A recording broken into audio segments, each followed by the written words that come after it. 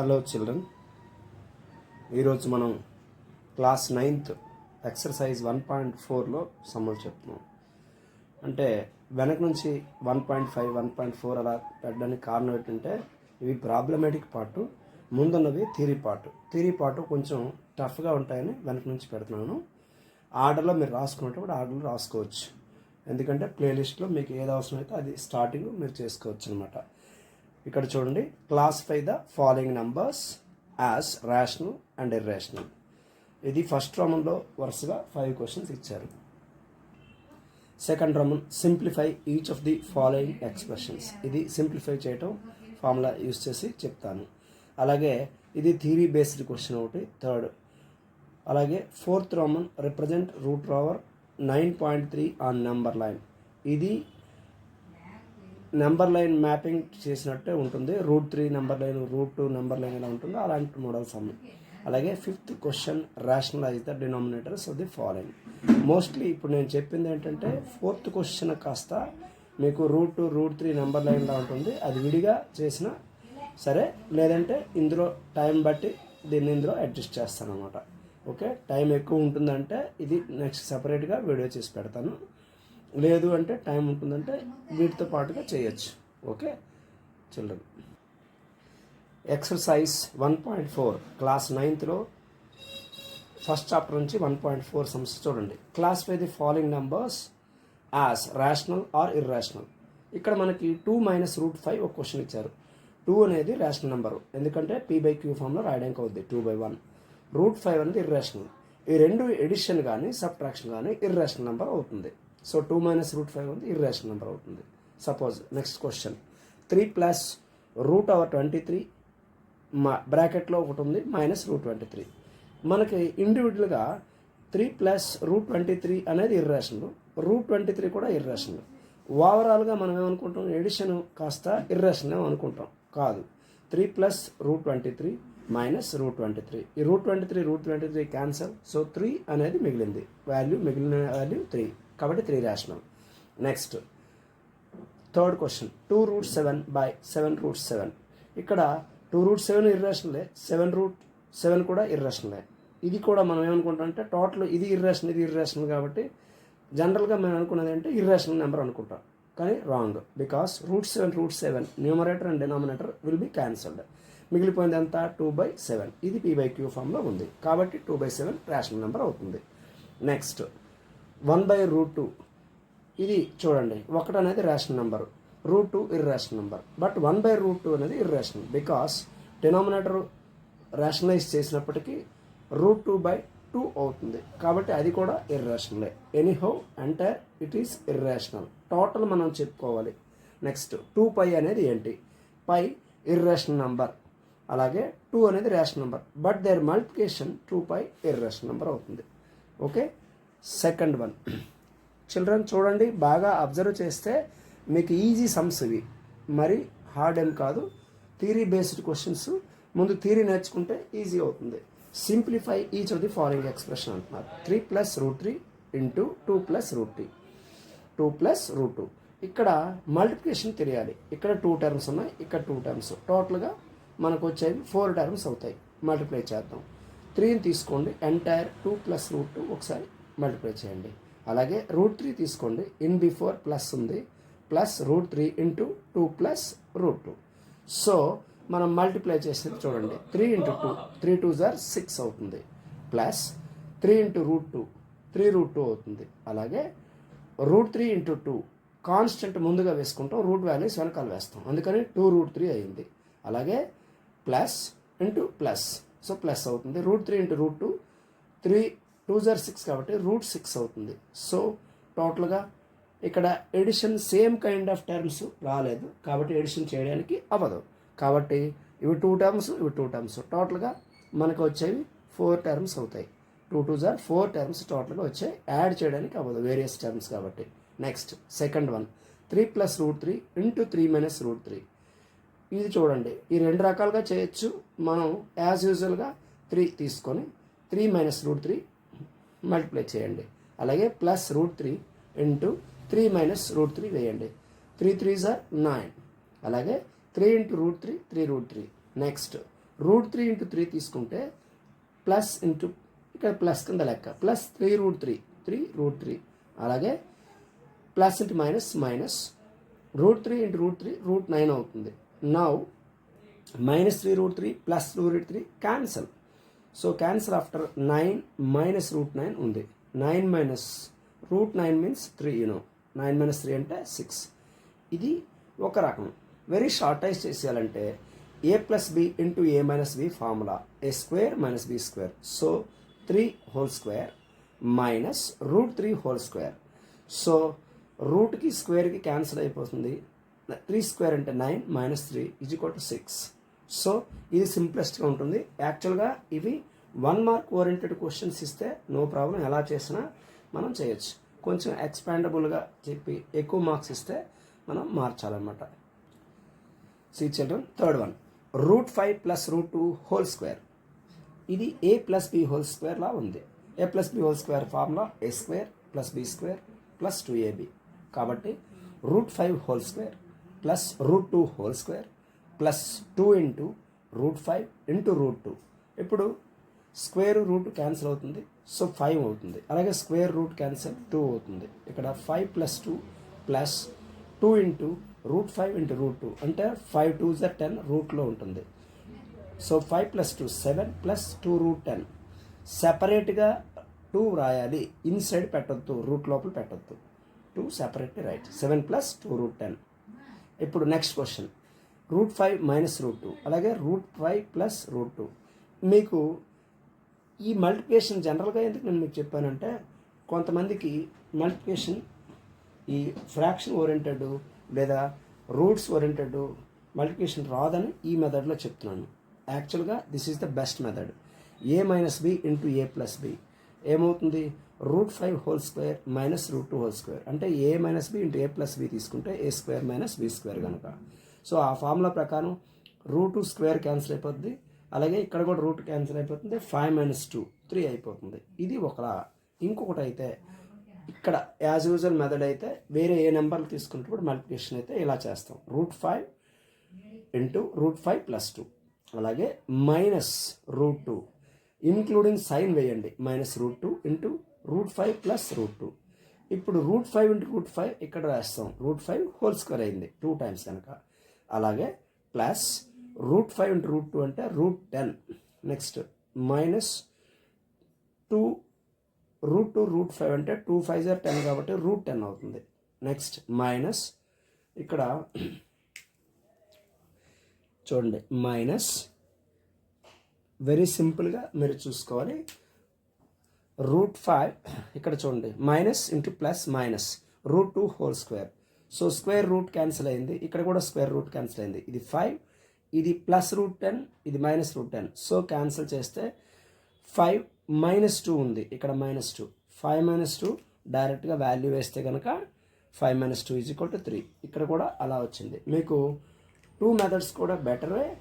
So జనరల్గా పిల్లలు notes రాసేటప్పుడు రాంగ్ రిప్రజెంటేషన్ రాస్తారు. ఆల్రెడీ నేను టీచ్ చేసి ఎక్స్ప్లెయిన్ చేసిన నోట్స్ని మీకు క్లియర్గా మంచి హ్యాండ్ రైటింగ్ ఉన్న పిల్లలని నుంచి ఇది చేయడం జరుగుతుంది. అంటే క్లాస్ వైజ్గా బోర్డు మీద చేసేదానికంటే ఇంకా మీకు బెటర్గా ఎక్స్ప్లెనేషన్ చేయడానికి పాయింట్ టు పాయింట్ ఇవ్వడానికి ఉపయోగపడుతుంది. ఇది ఒక బెస్ట్. నెక్స్ట్ టైం వచ్చి తెలుగు మీడియంలో చదువుకున్న పిల్లలు కొంతమందికి ఇంగ్లీష్ అండర్స్టాండబిలిటీ లేని వాళ్ళ కోసం ఇలా చెప్పడం వల్ల మీకు ఇది బాగా ఉపయోగపడుతుంది. అలాగే చాలామందికి మ్యాథమెటిక్స్ రాదని వాళ్ళు అనుకుంటారు, కానీ అన్నింటికంటే ఈజియర్ సబ్జెక్ట్ ఏంటంటే మ్యాథ్స్. ఆఫ్టర్ దట్ మీరు ఏదైనా టెర్మినాలజీ కానీ కొంచెం నేర్చుకుంటే చాలు, దీన్ని ఈజీగా అండర్స్టాండబిలిటీ ఉంటుంది. సో మీకు మెయిన్లీ పేరెంట్స్ కొంచెం సపోర్ట్ ఇవ్వండి. దాన్ని బట్టి ఆబ్వియస్లీ ప్రతి స్టూడెంట్ కూడా మ్యాథమెటిక్స్ని ఈజీగా నేర్చడానికి వీలవుతుంది. అంతేకాకుండా ఇన్ ఫ్యూచర్లో మీకు సైన్స్ అండ్ అడ్వాన్స్డ్ స్టడీస్ ఏదన్నా కానీ మీరు చదివినప్పుడు మ్యాథ్సే యూజ్ అవుతుంది. అలాంగ్ విత్ దట్ ఇంగ్లీష్ మీకు ఏమైనా కొంచెం ఉంటే కనుక బాగా ఫెచ్చింగ్ అవుద్ది. సో సైన్స్ ఓరియంటెడ్ రిలేటెడ్ సబ్జెక్ట్సే ఇప్పుడు హై లెవెల్ ఫెచ్చింగ్ ఉన్నవి.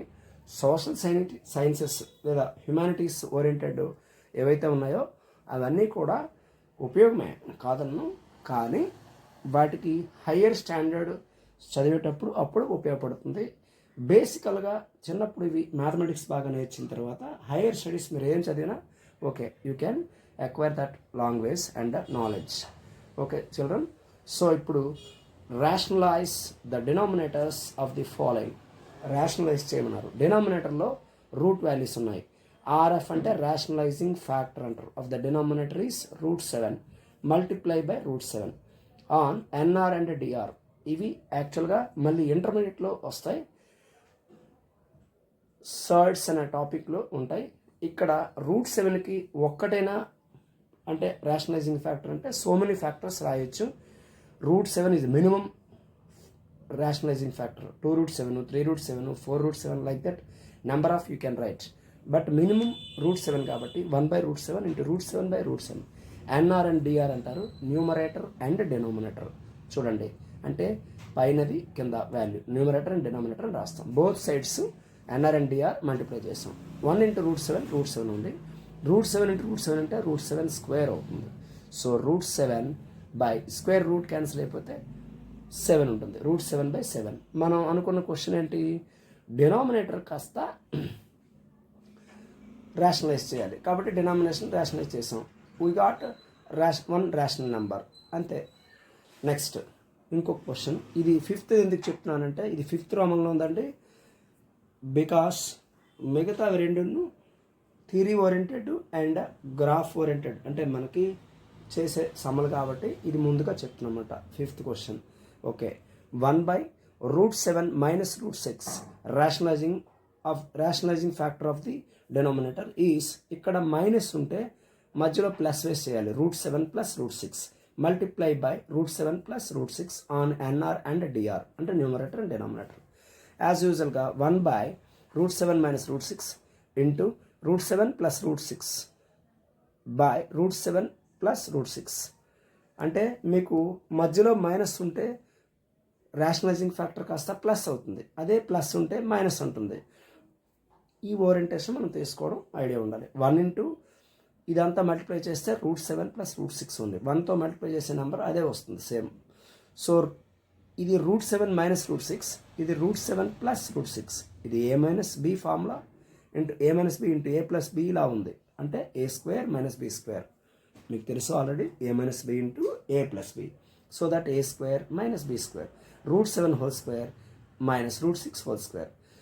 Numerator as it is √7 + √6 by ఈ స్క్వేర్లో పోతున్నాయి కాబట్టి స్క్వేర్ రూట్ క్యాన్సిల్ అవుతుంది కాబట్టి 7 - 6 అవుతుంది. అంటే ఏంటి, వాల్యూ 1.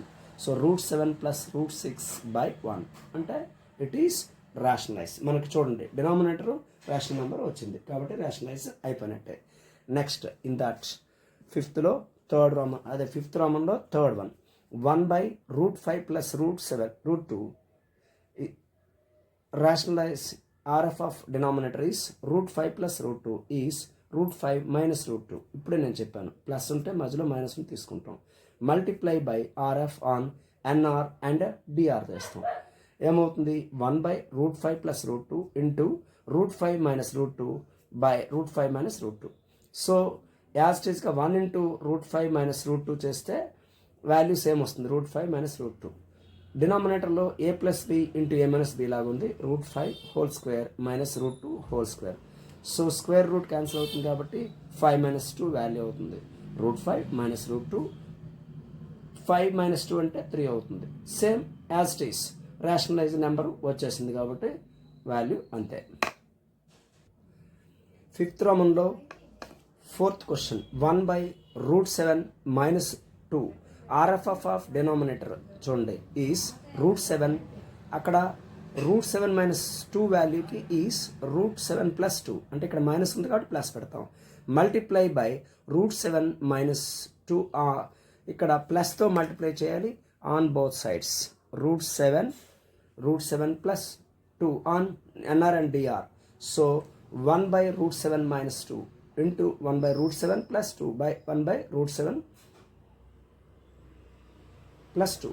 సో రూట్స్ ఈ 1 into మల్టిప్లై చేసేటప్పుడు √7 + 2 ఇది a - b into a + b లా ఉంది కాబట్టి a² - b² అవుతుంది. √7² అలాగే 2² అవుతుంది. Root 7 plus 2 by square root square cancel అవుతుంది, క్యాన్సిల్ అయిపోతుంది. 7 మైనస్ 2 స్క్వేర్ అంటే 4, 2 స్క్వేర్ 4. కాబట్టి రూట్ 7 ప్లస్ 2 బై 7 మైనస్ 4 అంటే 3 అవుతుంది. So this is the question. Next మనకి విడిగా ఒకే ఒక క్వశ్చన్ నేను 4th రోమన్ క్వశ్చన్ విడిగా చేస్తాను. ఇది థర్డ్ రోమన్ కూడా చెప్పేస్తున్నాను. See, recall pi is defined as ratio of circumference C of circle of its diameter, say d, that is pi is equal to c by d. This seems to be contradict the fact that pi is irrational. How will you resolve this contradiction? Ikkada there is no contradiction actually, because no contradiction. Remember that when you are measure a length with a scale or any other device, you only get an approximate rational value. So you may not realize that either C or D is irrational. ఈ రెండు irrational కాదు. C కానీ లేకపోతే D కానీ రెండు irrational కావు. Okay, కానీ వాటి వాల్యూ అప్రాక్సిమేట్గా చూడండి. సి అండ్ డి రెండు రేషనలే, కానీ పై వాల్యూ మాత్రం ఇర్రేషనల్. అంటే అప్రాక్సిమేట్ వాల్యూ మనం తీసుకుంటాం. సి పై వాల్యూ 3.14 అని చేసినప్పటికీ it is approximate value. Pi is irrational itself. C by D rational. ఇది ఇంచుమించుగా సమానంగా చెప్తాం. So this is the answer. Contradiction అంటే దెర్ ఇస్ నో కాంట్రడిక్షన్, అంటే వ్యతిరేకత లేదు. మనం అనుకునేది ఏదైతే అనుకున్నాం అది రైట్ అనమాట. దెర్ ఇస్ నో కాంట్రడిక్షన్, అది ఆన్సర్. సో సెపరేట్గా మనం ఇంకొక వీడియోలో 4th రోమన్ నేను సమ్ చెప్తాను, ఎందుకంటే ఇది మెజర్ ఓరియంటెడ్ సమ్ కాబట్టి ఇప్పటికే వీడియో కాస్త పెద్దది లెంగ్తీ అయిపోద్ది కాబట్టి అది సెపరేట్గా చేస్తాను. విడిగా వేసేటప్పుడు మీరు అబ్జర్వ్ చేయొచ్చు. Okay children, thank you.